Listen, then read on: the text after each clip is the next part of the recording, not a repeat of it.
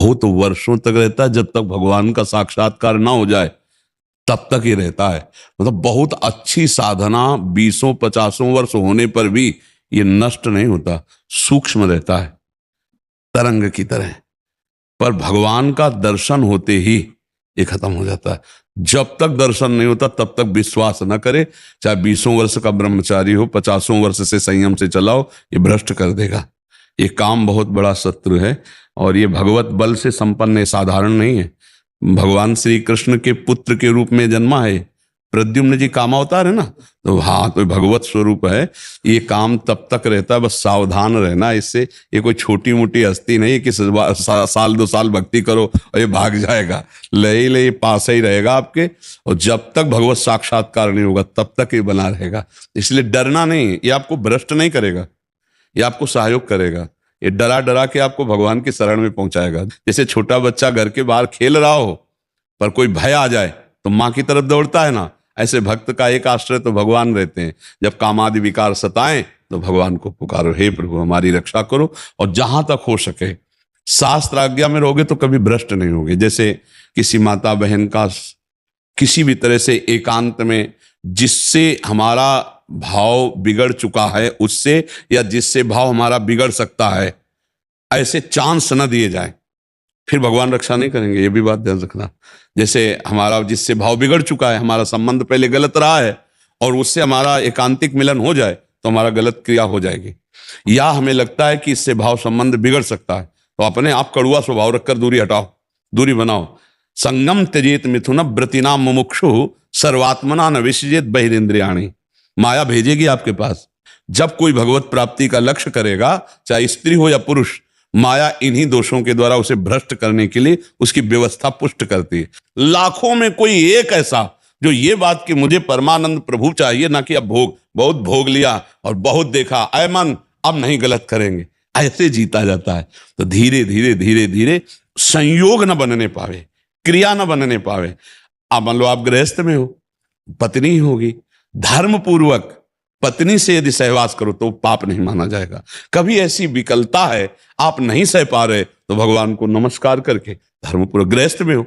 लेकिन पराई माता बहन का अवसर भी आवे तो भी नहीं, तो भी ये बस ये कि आप हम प्राण त्याग सकते लेकिन हम गलत आचरण नहीं कर सकते। अब बहुत बार प्रभु ऐसा हुआ, पर मुझे ऐसा अंदर से आवाज आया, नहीं भगवान परीक्षा ले रहा है। हाँ, यही बात रखना चाहिए। यही बात, अलग अलग तरह से लालच दे रहा है कि ये करेगा या नहीं करेगा, देखता हूं मैं। हाँ, तो उस समय भगवान की यही बात अगर दिमाग में रखोगे कि मेरी परीक्षा हो रही तो आप पास हो जाओगे, फेल नहीं होगा। अगर आपने ये सोचा कि यार बढ़िया जुगाड़ बन गया है, खान पान व्यवस्था, जो भी भोग सामग्री, भगवान तो मिल ही जाएंगे, चलो इसे भोग लेते, बस फिर गया, फिर मिट्टिया मिट हो। फिर बाद में जानते हो क्या ग्लानि कराएगा ये मन, यार अब तो भ्रष्ट ही हो गया, अब तो भगवान तो मिलना है नहीं, तो यार जितना है फिर मौज लो, मस्ती लो, ऐसे ऐसे मन सिखाता है। बड़ी मुश्किल से मिले।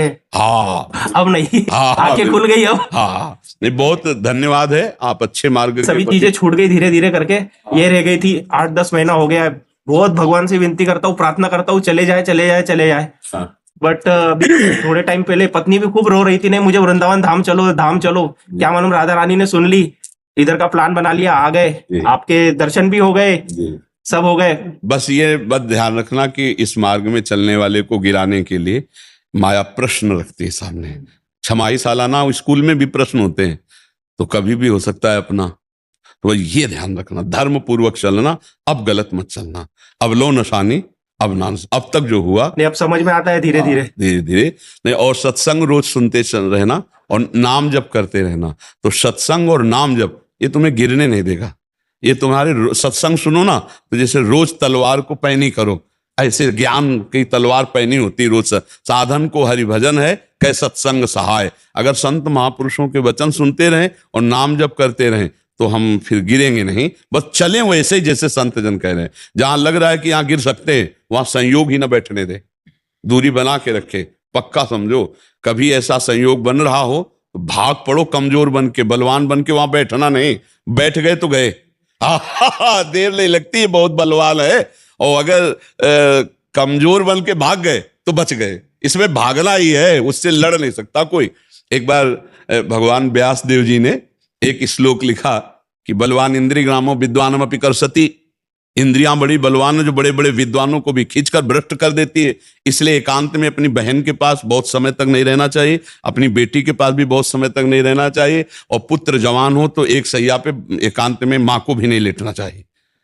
तो जैमिनी जी बड़े ऋषि हैं, तो उनका प्रभु ऐसा कैसे हो सकता है कि विद्वान है वो और जानता है मेरी बहन है और बेटी है, पवित्र भाव, तो वो ऐसा कैसे कर सकता है? आपने जो श्लोक लिखा तो मुझे संशय नहीं, पर मुझे आप समझाइए कि ऐसा कैसे, जो विद्वान है, मूर्ख हो तो बात अलग है। तो उनका इस प्रश्न का उत्तर तो हम कुछ दिन बाद देंगे। हमें याद आ गया, हमको बद्री नारायण वाले आश्रम में जाना है। अब ये उत्तर है उनके प्रश्न का, तो 10-15 दिन तुम संभालो आश्रम, सैकड़ों ब्रह्म ऋषि विद्यार्थी जन है, 15 दिन बाद हम आ जाएंगे, फिर आपके इस प्रश्न का उत्तर देंगे, ठीक है?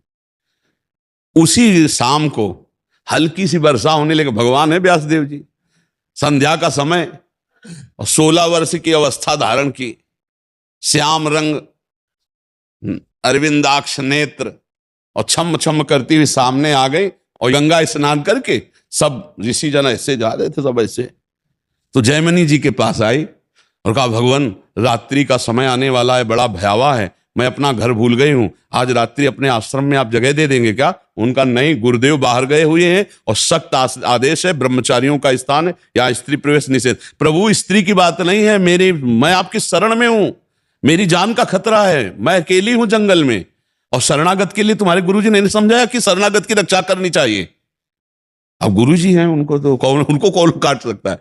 जैमिनी जी ने कहा, बात तो तुम्हारी सही है कि तुम्हारा स्त्री शरीर है, अभी देखा नहीं, स्त्री शरीर है और गुरु जी है नहीं, और तुम्हारी रक्षा भी कर। अच्छा, ऐसा कर सकते हैं कि हम अपने आश्रम में एक झोपड़ी खपरेला था, उसमें अलग आपको दे देंगे, दरवाजा लगा बंद कर, मैं भी कहूं तो दरवाजा रात्रि में मत खोलना, सुबह निकल जाना। तो उनका, जैसी आपकी आज्ञा, मेरी रक्षा हो जाएगी, चलो दूर चलो, और वो कुटिया है, जाओ दरवाजा अंदर बंद कर लो जाकर, यहां सब ब्रह्मचारी रहते हैं।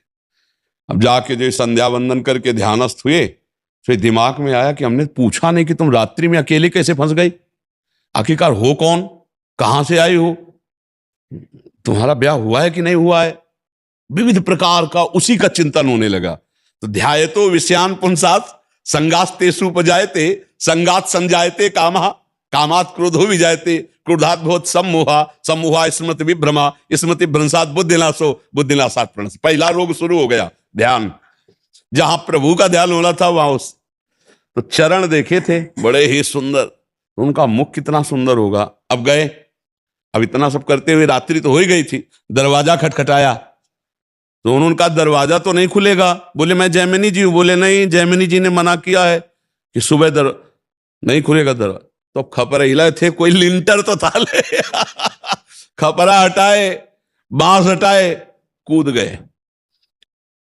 देखा तो वो सुंदर रूप, क्योंकि भगवान ने धारण किया था, श्याम रंग, छटा छा रही थी एकदम, इंद्रनीलमणि कांति, नौ यौवन अवस्था, देख के मुग्ध हो गए। अब सब पूछना भूल गए कि तुम कहां से आई हो, क्या कुछ नहीं पूछा, तुम्हारा ब्याह हुआ है? नहीं। तो तुम ब्याह कर सकती हो? हाँ।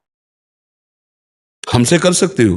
बोले आप जैसा ऋषि मिले तो फिर क्या कहना है, ब्याह तो कर ही लेगी। तो उनका, फिर ब्याह कर लो हमसे। तो उनका शर्त है, जहां आप स्नान करने गए थे वहां काली जी का मंदिर है, वहां तक अपना मुंह काला करो, हमें पीठ में बैठा लो और वहां तक ले चलो, फिर वो आम जयमाला डाल देंगी तुम्हारे। तो सोचा अंधेरे का मामला है। बोले ठीक है।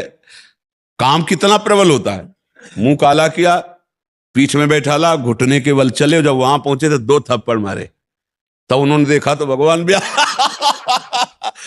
व्यासदेव जी ने कहा श्लोक गलत है कि सही? बोले गुरुदेव सही है, क्योंकि इतने बड़े विद्वान जैमिनी ऋषि, तो बोले तुम्हारे लिए तो संपूर्ण जगत, जननी के भाव में देखो या बेटी के भाव में देखो या बहन के भाव में देखो, तुम्हारा भाव क्यों बदल गया? इस श्लोक में लिखा है कि गलत है कि? बोले गुरुदेव पक्का सही